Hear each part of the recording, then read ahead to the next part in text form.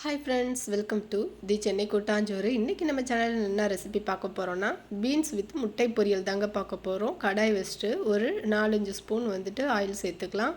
கடலைப்பருப்பு 1 ஸ்பூன், உளுத்தம்பருப்பு ஒரு ஸ்பூன், கடுகு உளுத்தம்பருப்பு 1 ஸ்பூன் சேர்த்துருக்கேங்க. இதோட பச்சை மிளகாய் வந்து பார்த்திங்கன்னா பீன்ஸும் பச்சை கலரில் இருக்கிறதுனால பசங்களால் அதை எடுத்து போட முடியாதுங்கிறதுனால காஞ்ச மிளகாய் சேர்த்துருக்கேன்.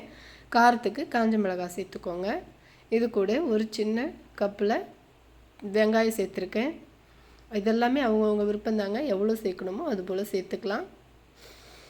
சின்ன வெங்காயத்தை தூளாக கட் பண்ணிவிட்டு சேர்த்துருக்கேங்க. இது நல்லா வதங்கட்டும். அதுக்கு லைட்டாக உப்பு சேர்த்துக்கலாம்.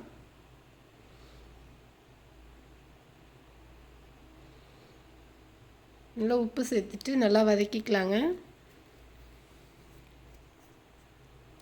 நல்லா மீடியம் ஃப்ளேம்லேயே வச்சு வதக்குங்க. இதோட கட் பண்ணி பொடி பொடியாக கட் பண்ணி வச்சுருக்க பீன்ஸு சேர்த்துட்டு இதையும் மீடியம் ஃப்ளேம்லேயே வச்சு நல்லா வதக்கிக்கலாம். ஃபஸ்ட்டு நல்லா எல்லாத்தையும் மிக்ஸ் பண்ணி விட்டுட்டு அதுக்கும் தேவையான அளவு லைட்டாக உப்பு சேர்த்துட்டு அதை நல்லா மிக்ஸ் பண்ணி விட்டுட்டு நீங்கள் மூடி போட்டுடுங்க.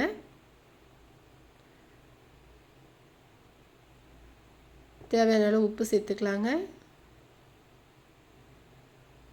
ரொம்பவே சூப்பராக இருக்கும் இது பொரியல். பார்த்திங்கன்னா ரச சாதத்துக்கெலாம் அருமையாக இருக்கும், சாம்பார் சாதத்துக்கெலாம். கண்டிப்பாக நீங்களும் இதே போல் செஞ்சு சாப்பிட்டு பாருங்கள் ஃப்ரெண்ட்ஸ். நான் 2 முட்டை எடுத்து உடச்சி வச்சுருக்கேங்க. இது உங்களோட விருப்பம், ஒரு 3-4 கூட சேர்த்துக்கலாம். இப்போ பீன்ஸு காய் வந்து பார்த்திங்கன்னா ஓரளவு நல்லா வெந்துருச்சு பாருங்கள். நல்லா கையில் வந்து அழுத்தி பார்த்தாலே உங்களுக்கு வந்து வெந்துருச்சுன்னா பட்டு பட்டுன்னு புட்டுட்டு போகும். இப்போ இதை ஒரு ஓரமாக தள்ளி வச்சிடலாம். காயை வந்து பார்த்திங்கன்னா ஒரு ஓரமாக தள்ளிட்டு நம்ம உடச்சி வச்சுருக்க 2 முட்டையை இதில் சேர்த்துக்கிறேங்க.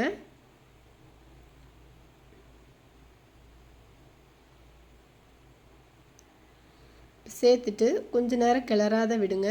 அது நல்லா இப்படி வெள்ளையாக வந்துட்டு நல்லா பிடிச்சிக்கும்.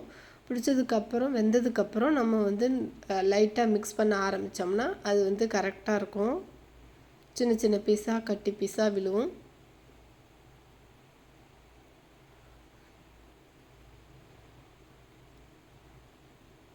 நல்லா வெந்துட்டுருக்கு பாருங்கள். இது ஒரு ஓரமாகவே வச்சு மிக்ஸ் பண்ணி விட்டுட்டு இப்போ ஓரளவு நல்லா வெந்ததுக்கப்புறம் நம்ம பீன்ஸோடு சேர்த்து நல்லா மிக்ஸ் பண்ணிக்கலாம்.